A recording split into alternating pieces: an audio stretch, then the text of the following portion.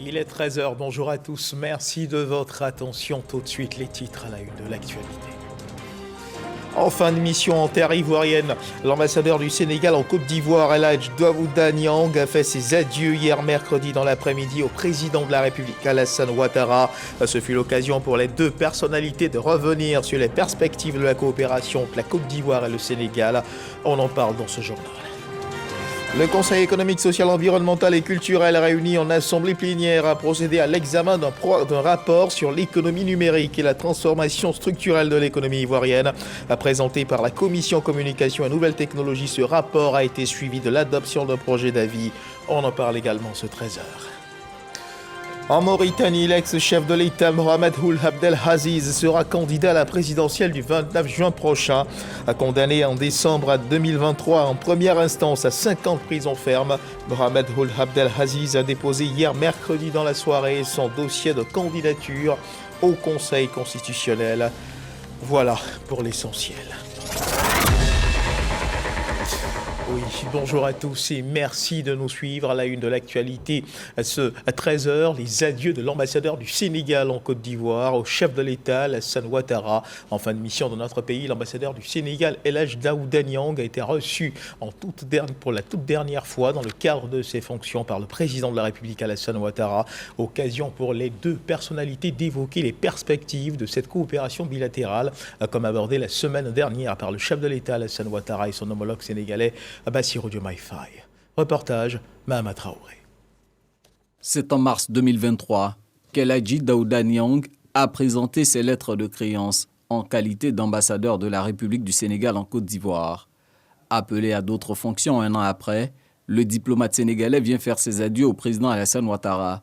La rencontre intervient seulement une semaine après la visite officielle du président sénégalais Bassirou Diomaye Faye en Côte d'Ivoire, un événement qui n'a pas échappé aux échanges entre le chef de l'État et le diplomate sénégalais. L'axe Yamoussoukro-Dakar affiche un regain de dynamisme.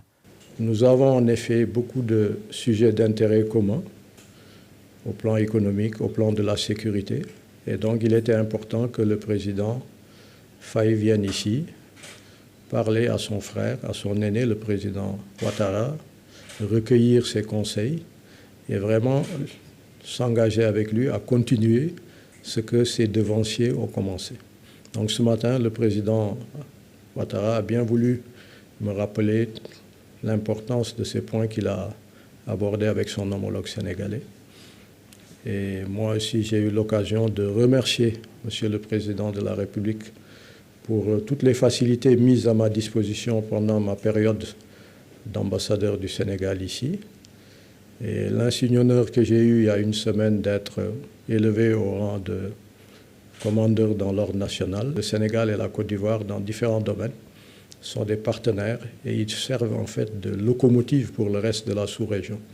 Donc je pense qu'il est important que nous ayons cette convergence de vues qui permet d'avoir un socle à partir duquel la sous-région peut avancer sur des questions importantes de sécurité, de développement notamment. À fin 2023, les échanges commerciaux entre la Côte d'Ivoire et le Sénégal étaient d'environ 248 milliards de francs CFA. Et sachez également que le Premier ministre Robert Begré-Mandé est dans la capitale rwandaise, Kigali, depuis hier mercredi dans l'après-midi, à présent au Rwanda pour prendre part à l'Africa CEO Forum, ce rendez-vous du secteur privé qui aborde les opportunités d'investissement pour l'Afrique d'aujourd'hui et de demain. Le Premier ministre a été reçu à son arrivée par le ministre rwandais de l'Agriculture et de l'Élevage, le docteur Ildefonse Moussafiri, avec qui il a eu un bref entretien. Notons que le chef du gouvernement ivoirien est accompagné d'une délégation composée du président de l'Assemblée nationale, de plusieurs membres du gouvernement. Il prend part aujourd'hui même à la cérémonie officielle d'ouverture de l'Africa CEO Forum. Nous y reviendrons assurément dans nos prochaines éditions avec nos envoyés spéciaux au Rwanda, Franck Quadio et Adama Kéré. Ici, en Côte d'Ivoire, le rapport national sur le climat et le développement a été présenté aux députés et aux sénateurs. Ce rapport contient les actions stratégiques de lutte contre les effets dégradants du changement sur le développement. Un document élaboré avec l'appui de la Banque mondiale dans le cadre de l'initiative Abidjan Legacy Programme. Le rapport a été remis officiellement aux parlementaires en vue de leur contribution active dans le combat contre les impacts du changement climatique. Konaté Moussa. Le rapport national sur le climat et le développement remis officiellement aux parlementaires. Un document stratégique qui présente les actions à mener pour freiner les impacts du changement climatique. Ce rapport a été conçu avec l'appui de la Banque mondiale dans le cadre de l'initiative ivoirienne contre le changement climatique, dénommée Abidjan Legacy Programme. Si les tendances telles qu'on les observe en ce moment, en termes d'augmentation des températures, en termes de raréfaction des précipitations continuent jusqu'en 2050, c'est à peu près 13% de notre produit intérieur brut, notre richesse donc, qui est aujourd'hui à 87 milliards de dollars, à peu près 50 000 milliards de francs CFA, qu'on va perdre. Et ça, en termes d'économie, en termes de coûts d'opportunité, ça veut dire moins de routes, moins d'infrastructures, moins d'écoles, moins de dispensaires, moins d'argent pour notre pays. La deuxième chose, c'est que si les tendances là continuent, c'est qu'environ 1,6 million d'Ivoiriens risquent de basculer dans la pauvreté d'ici 2050. Et ça, c'est quelque chose qu'on ne peut pas se permettre. Donc nous pensons que toute réflexion, toute action, toute intervention qui doit être faite dans ce domaine-là doit requérir les inputs des parlementaires ivoiriens. C'est le sens de notre démarche aujourd'hui. C'est un rapport qu'on a fait maintenant dans presque 50 pays. Maintenant, la grande différence dans ce pays, c'est que le gouvernement s'est approprié de ce rapport. Et c'est certainement le premier pays qui a fait ça. Donc le rôle du Parlement qui approuve les lois, il y a une loi sur le changement climatique qui est en préparation, est extrêmement important. Leur contribution dans le combat contre la dégradation du climat est très attendue. Les députés et sénateurs s'engagent à apporter leur soutien. L'objectif de ce rapport est de promouvoir une action nationale, concertée, coordonnée et efficace pour relever les défis climatiques en engageant les pouvoirs législatifs et exécutifs dans un processus de dialogue constructif pour le bien-être des populations vulnérables et une résilience nationale. Soyez donc rassurés de l'engagement des parlementaires ici présents à vous accompagner dans ce processus en assumant pleinement leur part de responsabilité. À l'issue de cet atelier, des recommandations seront faites en vue d'accentuer la mobilisation de l'ensemble des acteurs autour de l'épineuse question du changement climatique. Et deuxième titre de ce journal, sous la présidence de Jeanne Akawele, président du CISEC, le Conseil économique, social, environnemental et culturel, réuni en assemblée plénière, a procédé à l'examen d'un rapport sur l'économie numérique et la transformation structurelle de l'économie ivoirienne, présenté par la Commission à communication et nouvelles technologies. Ce rapport a été suivi de l'adoption d'un projet d'avis. Les précisions de Marie-Chantal Akandan. Au cœur de l'Assemblée plénière du Conseil économique, social, environnemental et culturel, CESEC, un rapport a été adopté après des échanges et débats. Le président du CESEC, Jeanne Akawele, a exprimé sa gratitude aux participants pour leur engagement et leur sérieux dans les discussions particulièrement axées sur l'économie numérique. Le choix donc du présent thème, à savoir économie numérique et transformation structurelle de l'économie ivoirienne, découle des prérogatives de saisine d'initiative du CESEC et de la volonté de notre institution consultative d'appeler l'attention des pouvoirs publics sur la nécessité de poursuivre les efforts pour un réel développement de l'écosystème numérique dont l'apport substantiel dans l'économie nationale reste indéniable. Jeanne Akawele a salué le dynamisme de la Commission communication et nouvelles technologies, dont les recommandations reflètent l'ambition de positionner la Côte d'Ivoire en tant que hub numérique. On constate qu'il y a un ministère chargé d'économie numérique, donc nos propositions ne font que l'accompagner. Le président du Conseil économique, social, environnemental et culturel est déjà en rapport avec la Silicon Valley. Donc il y a cette volonté-là de développer le numérique et aussi apporter une part très significative à l'accroissement de notre PIB. D'autres commissions du CESEC ont également contribué à cette réflexion. Le rapport a situé l'importance de l'économie numérique dans l'économie ivoirienne et il a fait de bonnes recommandations et présenté des cas pratiques des pays qui l'ont fait, qui voient l'intérêt. Et donc, il n'y a que toutes ces valeurs-là mises bout à bout pour qu'on puisse atteindre ce développement qui est à portée de main. Cette séance plénière a été l'occasion pour le président du CESEC de présenter officiellement 13 nouveaux membres qui font leur entrée dans l'institution. Cette assemblée qui marque ainsi leur première participation aux plénières vient renforcer davantage l'expertise et la diversité au sein du CESEC. Et dans le fil de l'actualité, ce communiqué qui émane du ministère de l'Emploi et de la Protection sociale. Le ministre de l'Emploi et de la Protection sociale porte à la connaissance des populations vivant en Côte d'Ivoire qu'en application du décret numéro 2011-371 du 4 novembre 2011, modifiant et complétant l'article 2 du décret numéro 96-205 du 7 mars 1996, déterminant la liste et le régime des jours fériés, le lundi 20 mai 2024, lundi de Pentecôte, est déclaré jour férié et chômé sur toute l'étendue du territoire national. Madame, Monsieur, si vous aimez le livre, mieux la lecture, vous prendrez assurément du plaisir à vous rendre au Salon international du livre d'Abidjan, le SILA, qui a ouvert ses portes hier mercredi au Parc des Expositions d'Abidjan. La cérémonie officielle du lancement de la 14e édition du SILA a eu lieu en présence du grand chancelier de l'Ordre national, Ali Koulibaly, parrain de cette édition du SILA 2024, qui s'articulera autour du thème suivant, le livre, un pari toujours gagnant, pays à l'honneur, le Kenya. Khalid Diomandé. Pour l'amour du livre, ils ont effectué nombreux déplacements au parc des expositions de Port-Boué. Personnalités politiques, diplomates, écrivains, hommes de médias, élèves et étudiants, tous sont présents pour le lever de rideau de la 14e édition du SILA, le Salon international du livre d'Abidjan. Une édition de maturité pour les organisateurs. Certes, nous sommes à notre 14e édition, mais l'année 2024 marque ses 25 ans. 25 ans, c'est un quart de siècle. 25 ans, c'est l'âge de la maturité. Le SILA aujourd'hui a atteint des proportions depuis 3 éditions. C'est 100 000 visiteurs en moyenne que nous enregistrons. Entre 250 et 300 auteurs que nous avons enregistrés. L'auteur à l'honneur, c'est Serge Billet. Quels que soient les salons qu'on fait dans le monde, quels que soient les lieux où on est acclamé, ça n'est jamais aussi fort que chez soi. Voilà. C'est un plaisir pour moi de revenir en Côte d'Ivoire, d'être l'écrivain à l'honneur en Côte d'Ivoire. C'est un plaisir aussi de partager avec les lecteurs ivoiriens, les lectrices ivoiriennes. C'est un plaisir de fêter le livre avec les organisateurs du salon qui ont vraiment bien travaillé. À la tribune du SILA 2024, la ministre de la Culture Françoise Remac réitère son engagement aux côtés des acteurs de l'industrie du livre afin de faire de la Côte d'Ivoire une plaque tournante de la littérature en Afrique. C'est un défi, un challenge que nous relèverons ensemble.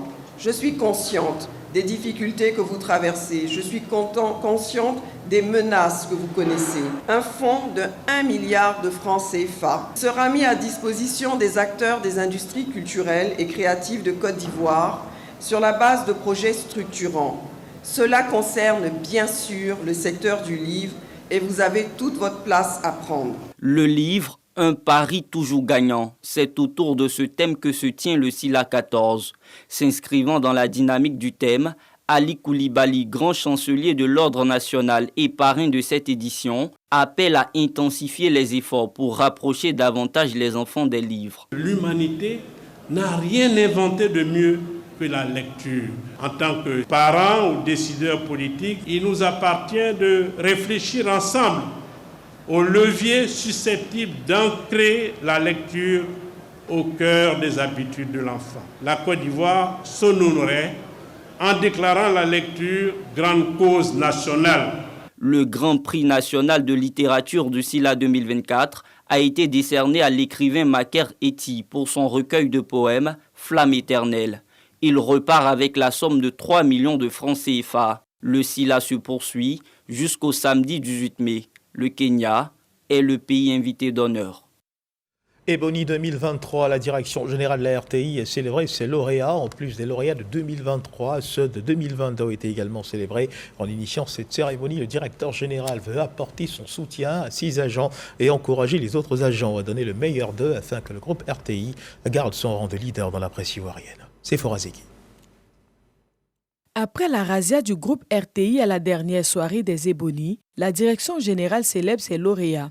Ludovic Ligua Aimé, le super Ebony, Hamza Diaby, le meilleur présentateur télé, Bintou Pekele, l'Ebony Télé et ceux de l'édition 2022 sont tous reconnaissants à la RTI, la mère de l'audiovisuel ivoirien. La direction prime quelques-uns d'entre nous, mais ce qui est présenté aujourd'hui à l'ensemble du personnel et à la face du monde, c'est la conjugaison des efforts des uns et des autres. J'ai une pensée pour les machinistes, pour les techniciens de son, pour les cadreurs, pour tous ces ingénieurs qui travaillent de l'autre côté de la caméra, de l'autre côté de la baie vitrée, pour contribuer ensemble à faire rayonner notre maison commune. Encore merci à la direction générale de la RTI et inviter chacun de nous, membres du groupe RTI, employés du groupe RTI, à continuer de travailler d'arrache-pied pour le rayonnement de notre maison commune. En 2022, la RTI remportait 4 prix et cette année, elle se hisse au premier rang de la presse ivoirienne avec 10 prix obtenus, dont le Super Ebony. C'est le couronnement de plusieurs années d'acharnement au travail que Fosséni Dembélé, le directeur général, récompense. À travers ces prix, vous montrez que dans cette maison, il y a de la valeur. Mais qu'en plus de la valeur, il y a une qualité d'encadrement. Et c'est ce travail-là qui permet d'arriver à ce résultat.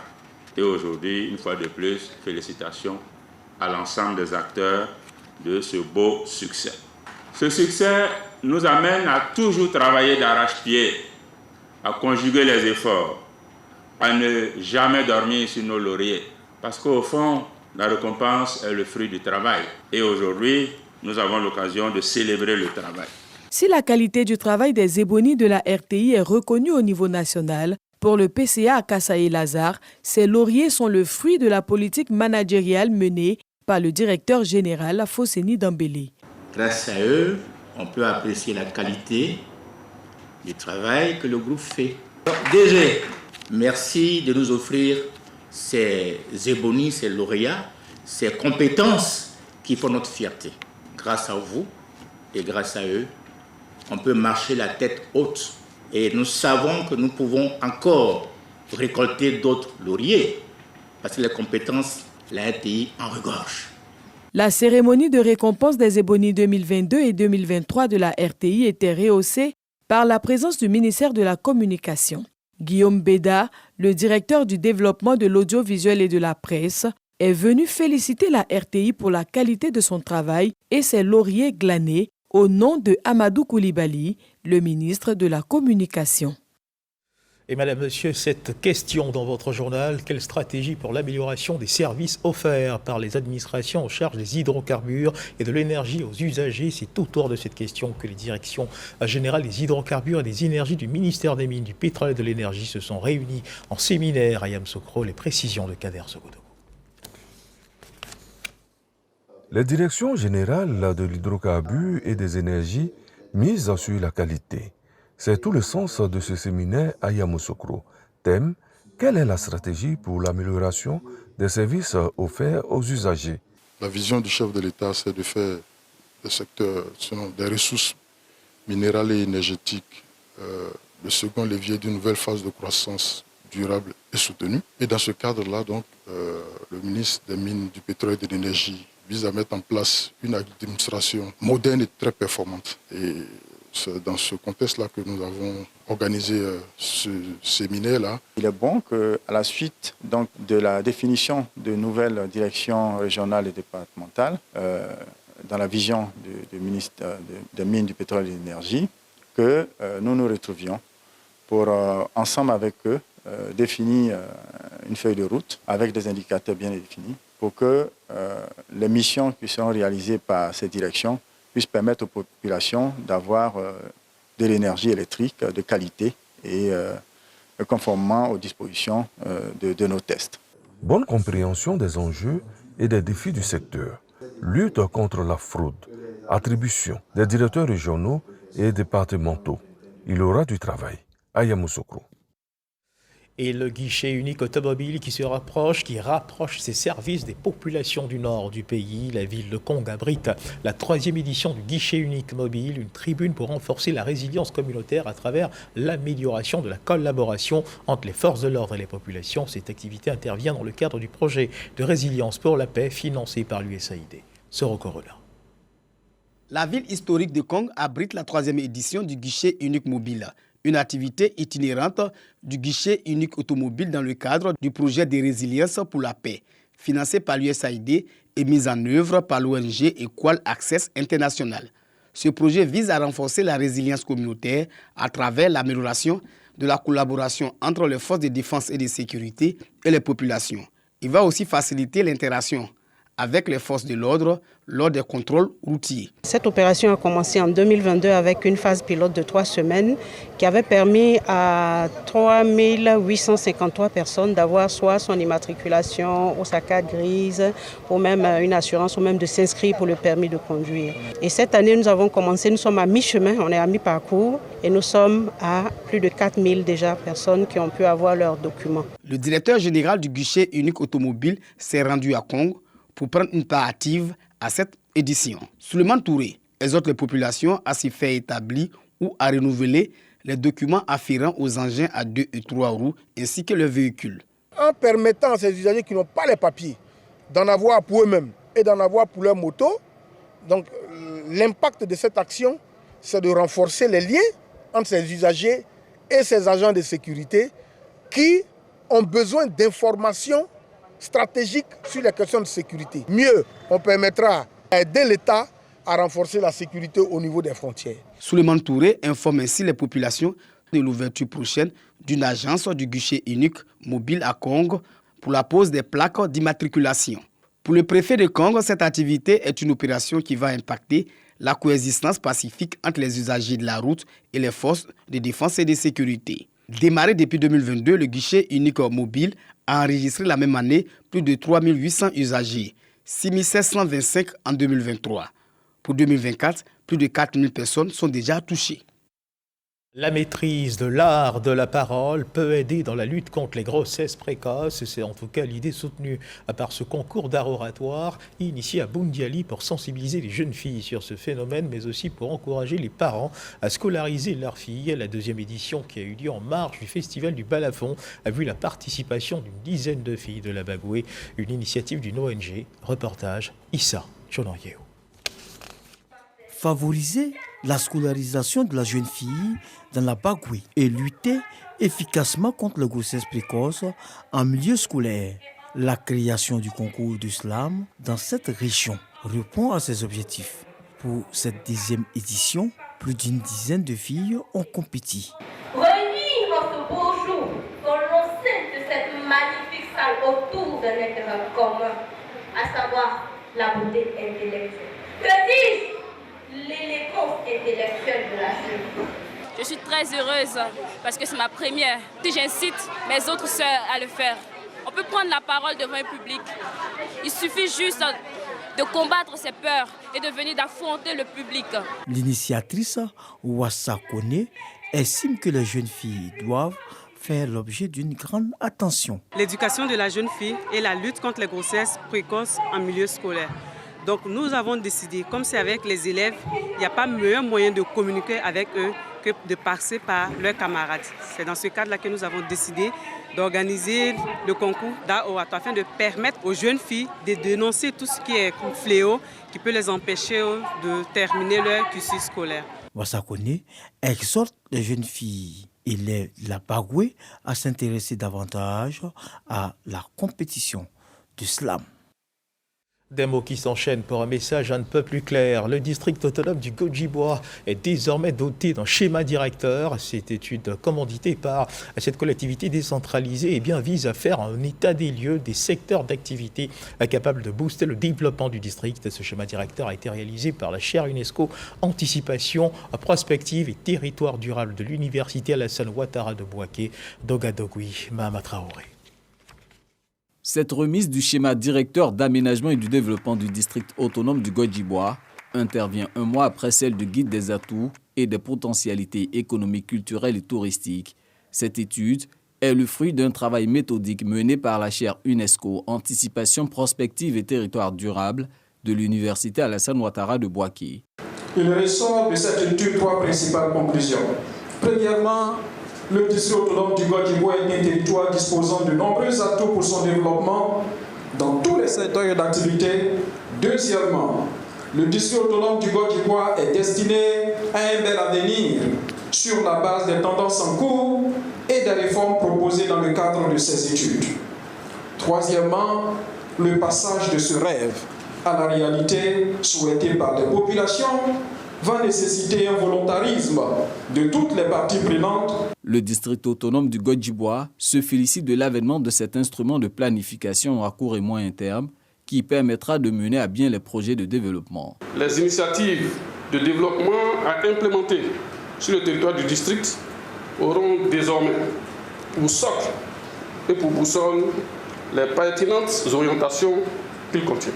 Dans le cadre de la gouvernance locale, les populations doivent être impliquées. Et donc c'est sur le travail qui doit être fait, impliquer les populations de façon à ce que nous nous mettons en marche et que nous réalisions des actions opérationnelles efficaces pour réaliser rapidement le développement. Pour 2024, le district autonome du Guadjibois entend lancer 4 nouvelles études, dont l'une portant sur le bassin de sédentarisation de l'emploi des jeunes. Et je vous invite à présent à suivre ce communiqué relatif à la cérémonie d'hommage de la nation à feu Henri Bédier, ancien président de la République de Côte d'Ivoire, ex-président du PDCI, le Parti démocratique de Côte d'Ivoire, décédé en août dernier à Abidjan, communiqué lu par Abou Sanogo. Les personnalités civiles et militaires ci-après sont conviés à la cérémonie d'hommage de la nation à son Excellence M. Henri Bédier, ancien président de la République de Côte d'Ivoire.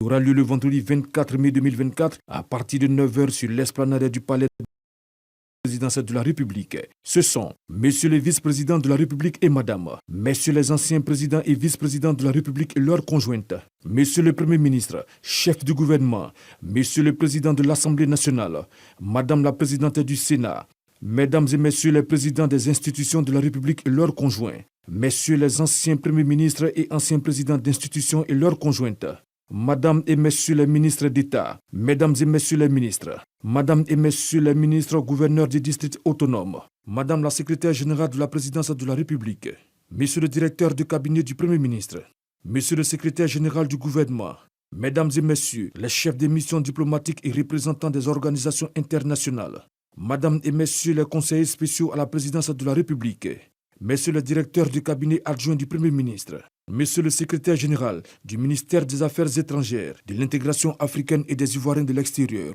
Mesdames et Messieurs les directeurs, conseillers et conseillers techniques à la présidence de la République, Mesdames et Messieurs les représentants des bureaux des institutions de la République à raison de 5 représentants par institution, Monsieur le préfet d'Abidjan, Mesdames et Messieurs les préfets des régions, Monsieur le président de l'Académie des sciences, des arts et des cultures d'Afrique et des diasporas, ASCAD, Madame la présidente du Conseil national des droits de l'homme, CNDH, Monsieur le général de corps d'armée, chef d'état-major général des armées, Monsieur le général de corps d'armée, commandant supérieur de la gendarmerie nationale, Monsieur l'administrateur général, directeur général de la police nationale, Monsieur le chef d'état-major particulier du président de la République, Monsieur le directeur général des douanes, Monsieur le directeur général des affaires maritimes et portuaires, Monsieur le directeur général des forêts et de la faune, Messieurs les présidents des autorités de régulation, le président et les membres du bureau de l'Association des régions de Côte d'Ivoire, Monsieur le président et les membres du bureau de l'UVICOSI,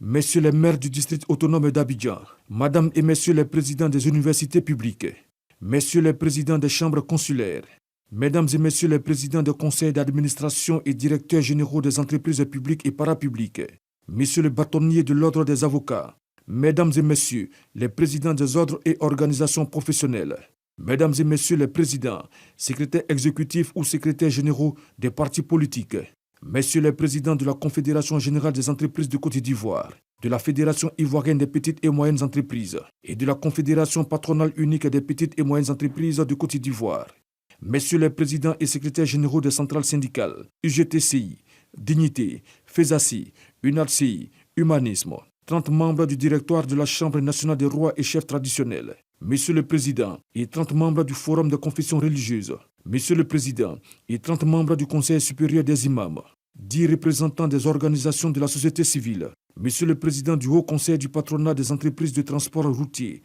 Monsieur le Président de la Fédération nationale des commerçants de Côte d'Ivoire, Monsieur le Président et 20 membres du Conseil national de la jeunesse de Côte d'Ivoire. Carte d'accès obligatoire à retirer au ministère des Affaires étrangères, de l'intégration africaine et des Ivoiriens de l'extérieur, Direction générale du protocole d'État, du vendredi 17 au mercredi 22 mai, de 8h à 16h. Notez bien, la mise en place sur l'esplanade du palais présidentiel débutera à 7h00 et prendra fin à 8h30, horaire de rigueur. Et dans l'actualité internationale, dernier titre de ce journal, en Mauritanie, l'ex-chef de l'État, Mohamed Ould Abdel Aziz, a condamné en décembre 2023 en première instance à 5 ans de prison ferme, a déposé au Conseil constitutionnel hier mercredi dans la soirée son dossier de candidature pour la présidentielle du 29 juin. Son porte-parole a confirmé qu'il manquait quelques parrainages, mais qu'il espère pouvoir compléter son dossier dans les 48 heures. L'ancien président, rappelons-le, a fait appel de sa condamnation. Voilà qui marque la fin de cette édition. Merci de nous avoir suivis. Agréable début d'après-midi. Dieu garde la Côte d'Ivoire.